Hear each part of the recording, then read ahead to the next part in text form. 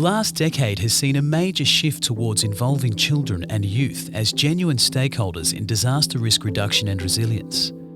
At the international level, the United Nations Sendai framework identifies children and youth as agents of change who should be involved in the development of policies, plans, procedures, and standards. In Australia, education policy and practice now emphasise the importance of empowering children and youth as active citizens.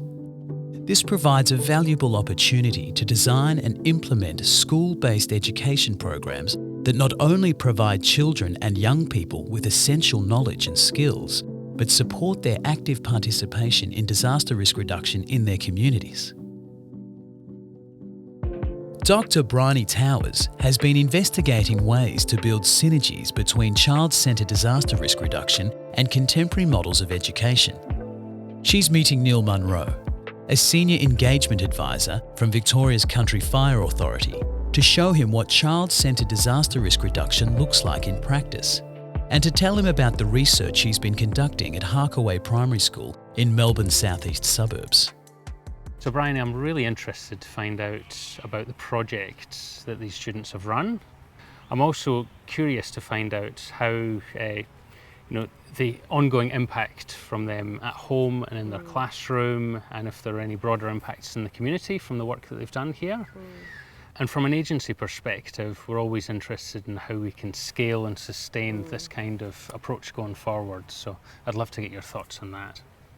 I think to start with, one of the really important things to recognise is that bushfire hazards and disasters are actually very abstract concepts to children. So it's really important that we do the best we can to make the education place-based. That's actually about where children live. It's about their natural environment and their social environment. So, we kind of move away a bit from worksheets and textbooks and kind of generic teaching materials and start to design learning activities where children are actually going out into their natural and social environment to explore and discover how bushfire risk is actually constructed in their own environment. Briony's research has identified that a one-size-fits-all approach is not effective when trying to equip children and young people to navigate disaster risk reduction.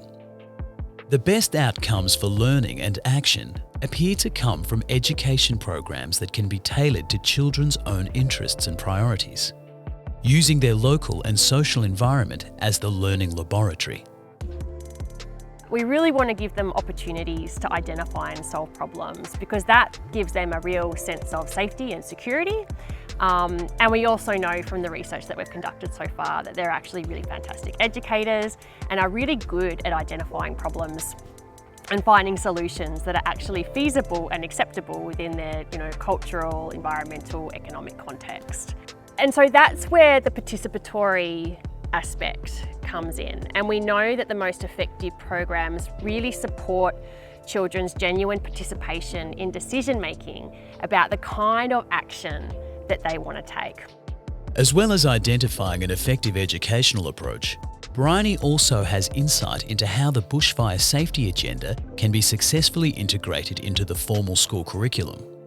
Briony believes collaborations between agencies, schools, and subject matter experts can provide the information and support that students need to develop knowledge, skills, and understanding in safe and meaningful ways.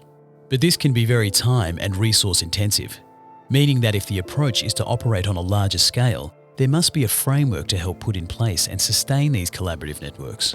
And I think our biggest challenge now is to actually figure out how are we going to build the capacity within our organisations, within our communities to ensure that children can actually have that access to those experts. And how do we do that in a way that's going to be sustainable and scalable? So I think that's the big task for program developers like yourself, is building that capability and harnessing the existing capability to actually deliver that kind of programming. All right, so shall we go and have a look around? Yes. Harkaway Primary School is in a high bushfire risk area on the outskirts of Melbourne. The school has been drawing on the existing evidence base to deliver a bushfire safety program in which the students take the lead in identifying and solving local problems. Briony is keen to show Neil how well the students have responded to this challenge. Tom and Ruby, along with their grade 6 classmates, were supported to gather information from various sources, including subject matter experts, and combine that information with their own local knowledge to develop workshops, websites, videos and games, all of which were aimed at the Harkaway community. I worked on a specific topic. It was what to do if it's too late to leave a bushfire, and I think it was really awesome because we had the choice of what topic we wanted to choose, and I felt like that was really cool because we were learning about stuff that we wanted to learn about, and yeah, it was really fun. As part of the program, the students learnt about the importance of leaving early. But Ruby and her friends also wanted to know what to do if it's too late to leave. So they decided to focus on that for their project. I think the biggest thing that I found out is that if it was too late to leave, you have to stay home, because that would be the last thing that I would have done. I would have just tried to get out, tried to escape the fire. I remember when I told my mum specifically, she was really surprised because she thought, like me, the first thing she would have done if there was fire is to leave and just run and get out of there. So I think that was a big surprise to her, and pretty much a lot of people that I told. When the students started the program, Tom's family had just moved to the area, so he wanted to find out what the risk would be to his property. Tom and his friends learned how they could use online maps to access levels of bushfire risk. I found out a lot about certain areas of where there are high risks and lower risks. I did tell my family about the map, we were 10 metres away from it. So it was like I've said before, the hard truth. But the important thing was that we moved on from that, the fact that we were close, and we decided we needed to think of a plan for it. Outcomes from the students' classroom projects included the formation of a bushfire safety committee, development of a bushfire safety manifesto, and practical changes to the school's emergency management plan. The student-to-student learning element was something that Tom and Ruby found particularly powerful about the approach. I ran a little workshop with two of my friends who were in the group with me, and we had our computers out to show everyone the map. So we type in their address so they could see their risk and help them prepare for what might happen. If a kid just like you, who's your age in your school that you're friends with and tells you about it, then it might have better profits. You can digest it and process it a lot easier. If if you're talking to kids, they might think, oh, that person's doing it, they're like me, I can do that too. So then it just gets more people helping because it's a thing that you need everyone kind of into. Harkaway Principal Lee Johnson recognises the importance of including children as stakeholders in disaster risk reduction. He also sees its value in providing lifelong learning skills. It's really important for our kids not to simply have some knowledge or facts about bushfire and bushfire safety, but actually to be safe, to understand the land around them, to see grass, to feel the wind, to look around and have a sense of, is this a bushfire danger environment that I'm in? And so what we're trying to do is give our kids the power to just naturally have a way of being in the world where they can just sense and pick up on the risk that they're facing by being and living in the bush. So at school, well, one of the most important things we can teach our kids is how to learn, and learning that familiarity with their landscape is super important. A key element of bushfire education in schools is the influence it has on preparedness and awareness in the broader community. Neil is meeting Tom and Ruby's mothers to find out what impact the child-centred approach has had on their lives. And did you notice any change in your children, throughout this process as they were learning? Absolutely. And I'll say it again, and I've said it from the very beginning, that children are given the opportunity to learn the way they want to learn is so important, which is, you know, why at Harkaway we do the discovery learning.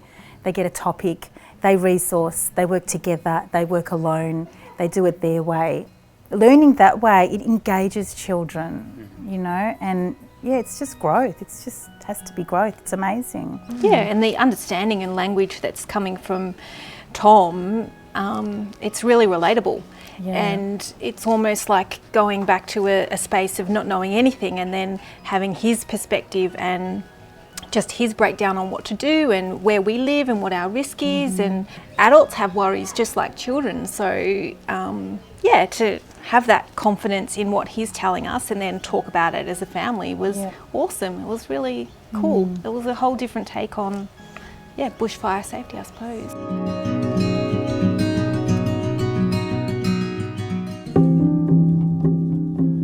Back at the office, Neil has had time to think about his day with Briony at Harkaway Primary School and to consider how the research findings might inform his own approaches to bushfire education. Neil has been impressed by the levels of bushfire understanding the children have achieved and their enthusiasm for the content. I think as agencies sometimes we underestimate the capabilities of children and what they are able to learn, what actions they're able to take, what impact they can have in the community. I'm bringing that back into the organisation because I now know that it's possible to get children, you know, really invested in these in their projects and to develop a really deep understanding of bushfire and how they can make a difference. One of Neil's learnings is that with the right collaboration and clearly defined parameters, fire agencies have an opportunity to share the load when it comes to designing and delivering bushfire safety education. This is important if child-centred disaster risk reduction education is to be delivered at scale. You know, for a long time, agencies have been considered the teachers or the imparters of knowledge, and really our role probably should be more supporting teachers. The fire agencies are the subject matter experts when it comes to bushfire, and the educators are the subject matter experts when it comes to pedagogy and teaching. And so therefore it's a case of working together for a common goal. This isn't just up to us as one fire agency to develop it, to drive it, to deliver it. You know, we've realised that we just don't have the resources available to do that. We don't have the expertise available to do that. But when we work with other agencies and with the education sector, we're much more powerful.